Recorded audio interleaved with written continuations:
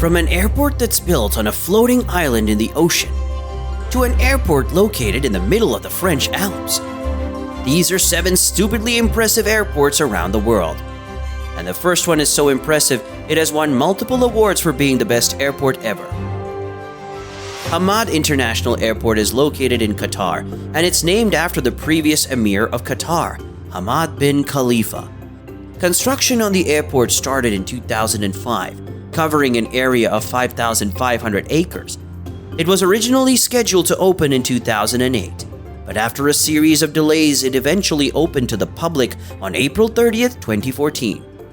It quickly established itself as the best in the Middle East and has surely challenged other global aviation hubs to improve. In 2021 and 2022, the airport won the award for being the world's best airport, beating the 7-year streak Singapore's Changi Airport had. The architecture inside the airport is beautiful, featuring ripple wave ceilings and a lot of expensive material in its design. The interior of the airport is as nice as it can get, and it has an endless list of luxury facilities in the building. For example, it features a wellness center with a swimming pool that looks over the main departure hall. A gym, squash courts, and numerous extremely expensive art pieces are shown off throughout the airport. The airport also has its own mosque, designed to resemble a drop of water. The most well-known art piece at the airport is the Lamp Bear, and it comes at a price point of $6.8 million. The total cost of constructing this airport is estimated to be $16 billion, finishing at a few $billion over budget. That was a pretty impressive airport if you ask me, but did you know that this airport has a runway with traffic driving on it? Gibraltar International Airport, also known as North Front Airport, is located in the British Overseas Territory of Gibraltar. In 1935, the airport opened as an emergency airfield for the Royal Navy at the time. However, the runway was very short back then, making it impossible for big planes to land there. But the impressive thing about this airport is that Winston Churchill Avenue, the main road in Gibraltar, intersects the airport's runway. It has to be closed down every time a plane wants to land at Gibraltar International Airport. When it opens up and you're in your car, you can literally drive on the runway to the other side. But why on earth did Gibraltar decide to go with this crazy runway arrangement? Well, they basically had no other choice because the runway falls in the full length of Gibraltar from east to west. The highway that crosses the runway connects the southern part of Gibraltar with the border of Spain. There are very strict safety procedures in place to make sure no car is on the runway when a plane is taking off. Airport authorities perform a thorough inspection prior to each takeoff or landing to make sure the runway is free from any foreign object debris. But it is not just the intersection on the runway that makes this airport impressive. It's also extremely difficult to land at this airport. The unusual location of the massive rock on the island of Gibraltar and the extreme wind conditions make it a real challenge to land here for pilots during the winter season. However, this airport is about to change big time because the government confirmed that a tunnel will be constructed so that the traffic will run underneath the runway. Although an intersection on a runway is quite impressive, landing in the middle of the Alps on one of the shortest runways in the world is much more difficult. This is the case at the Courchevel Airport located in France.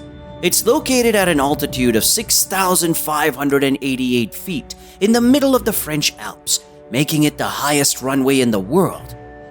It was opened around 60 years ago in 1962. The airport literally has a ski slope right next to it, and the runway is only 1,762 feet or 537 meters long. Besides how short the runway is, there is also an impressive difference in height when landing at this airport. It has an upward sloping runway.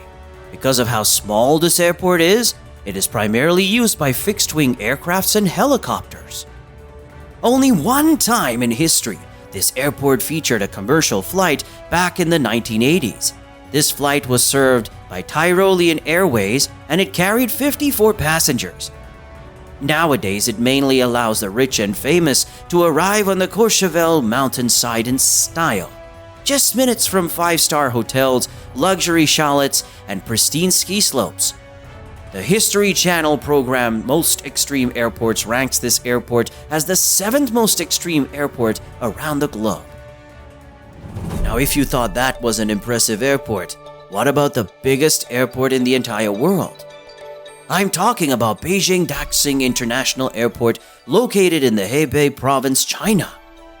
In 2008, the plan for this airport was to make it a brand new main airport of Beijing, replacing the Capital International Airport, which handled 83 million passengers in 2013.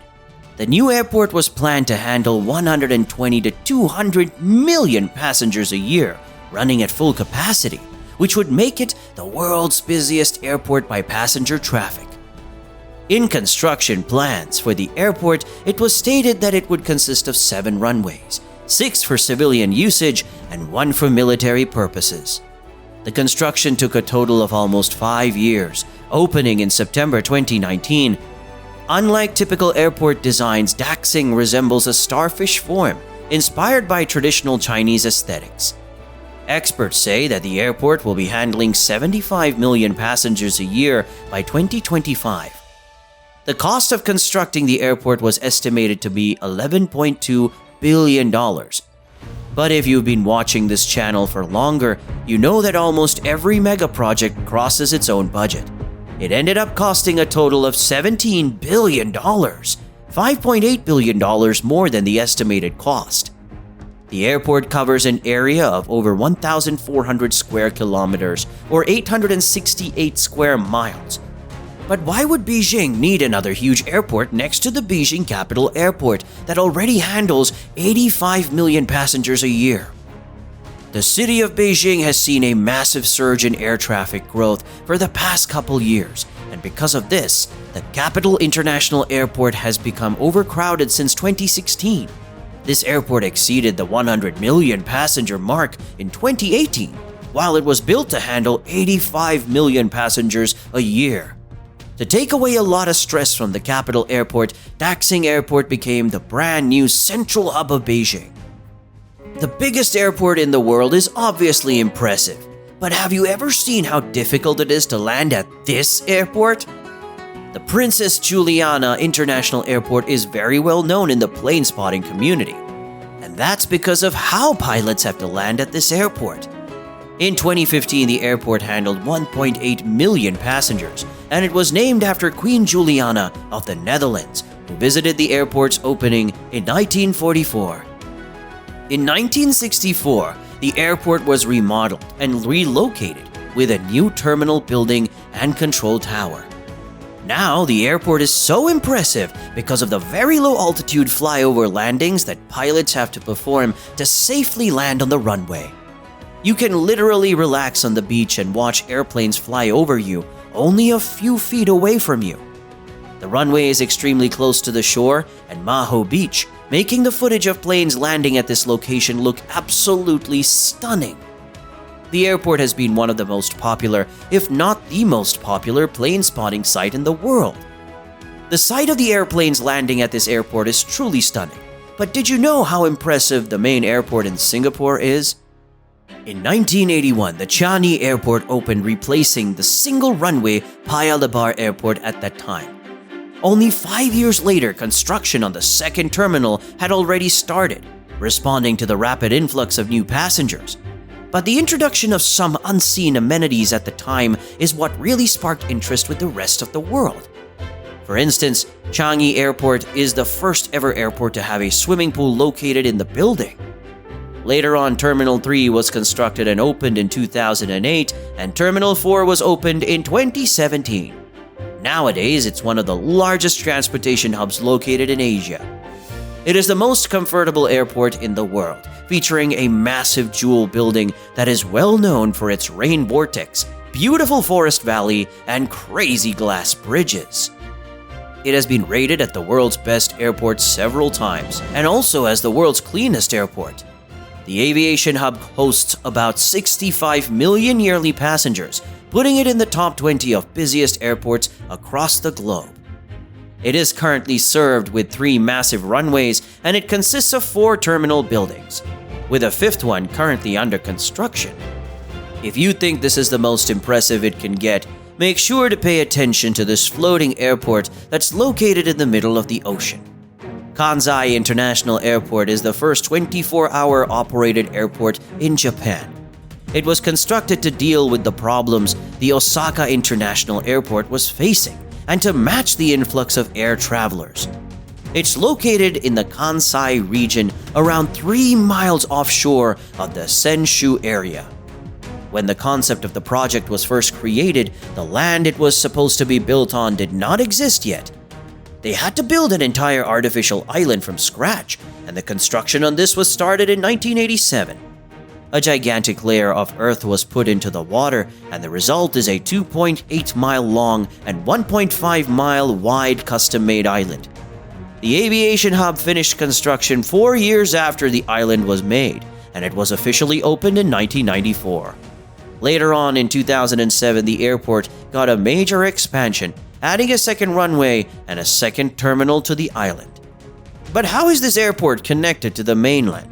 As if the island and airport construction was not enough, they also constructed a 2.3-mile-long bridge.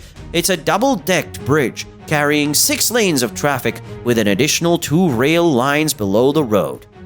The construction of the bridge cost a total of $1 billion. Speaking of cost, constructing the artificial island and the airport cost the Japanese government a whopping $24 billion. However, there is a massive problem that might be at the end of the airport. Since the time of its conception, the issue of the further sinking has been a major one. The foundation of the island is a thick layer of clay, and predictions regarding how much it will sink in the future vary a lot. Will the ground be able to handle the insane weight that this airport has? Only time will tell. Either way, this airport will go down as the most impressive airport in history. But if you thought this was crazy, have you ever heard of this ghost city full of Disney-like castles that has been left to die? Click on this video to learn everything about this abandoned city.